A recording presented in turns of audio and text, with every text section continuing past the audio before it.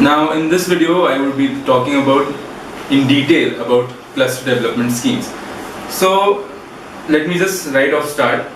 A cluster development scheme is any redevelopment scheme which, in case of the island city of Mumbai, where the building structures or occupiers or any structures thereon occupy a space of about 4,000 square meter of land, and in the Mumbai suburbans and extended suburbs, the area occupies of about a minimum area of about 10,000 square meter, and such area is bounded by distinguished boundaries.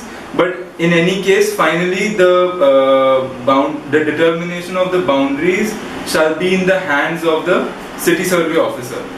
So how is your building going to be eligible for how as you as an occupant are going to be eligible for cluster development schemes? I'll just talk about that.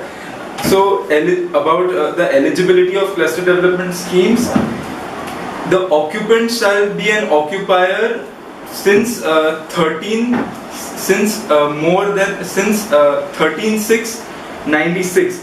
So if you are an occupier before 13/6/96 or as on the date of 13/6/96, then you are eligible in the building for a cluster development scheme.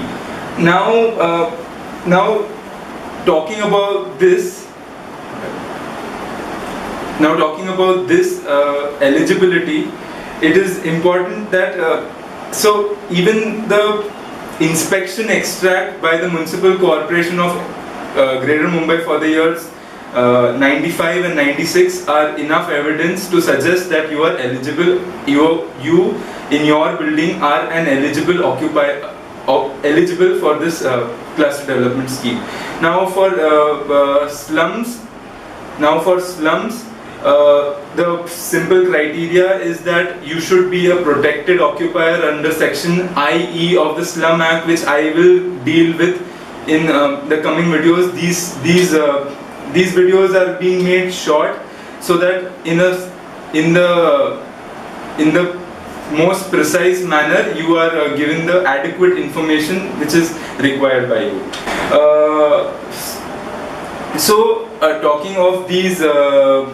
Talking of these cluster development schemes, okay, imagine a 4,000 square meter or more area in the island city of Mumbai is quite a large area for the city of Mumbai, where there is scarcity of land.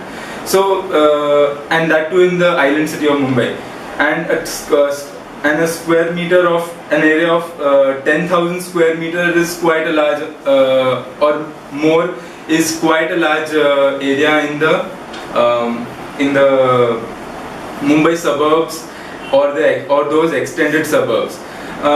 But in such areas there may be one or more landowners.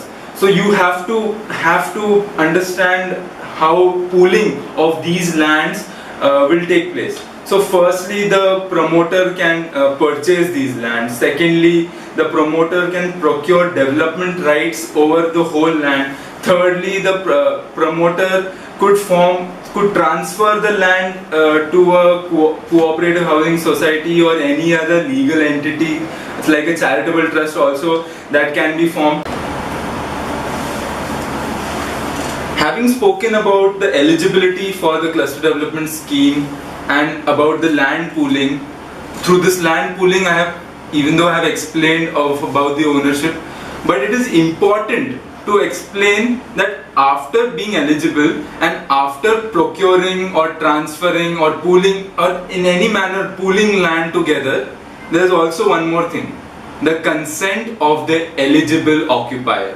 Now this consent of the eligible occupier shall be 51% of all eligible occupiers in one individual building, or 70% of all eligible occupiers in the whole cluster development scheme.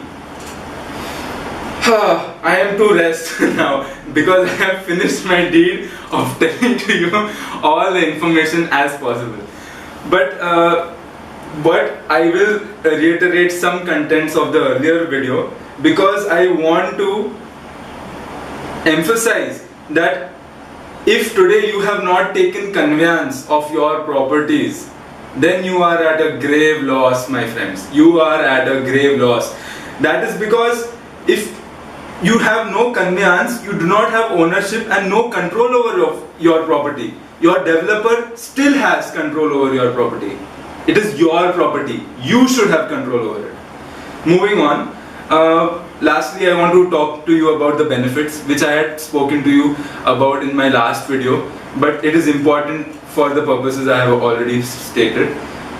So now in a cluster development scheme, there is a basic area, there is an addition, and there is an additional area. So the basic area is the area which you are the basic area is the area which you are currently occupying in your old building, which is to be redeveloped in the cluster development scheme. Additional area is the incentive you shall, as an occupier, get over and above this basic area. So say your basic area is 20 square meter. So if your the size of your cluster development scheme is above 2 hectares up to 5 hectares, then you shall get a benefit of 20% over and above this basic area. But in any case, there are many increments. The final increment goes to there are many increments which I will detail to you in the coming videos. But the important thing is important is that you consider that the basic area calculation shall not extend over and above 100 square meter, which is say 1000 square feet. It is approximately 1000 square feet. So if you have today a carpet area of 2000 square feet, then you shall not, in this cluster develop, as per the size of your cluster development scheme, get an additional area which is an incentive for you more than the calculation over this basic area of 1000 square feet. So your additional area shall be only 200 square feet. Hence, with this, I want to conclude by saying and reiterating again, get your property, get your conveyance.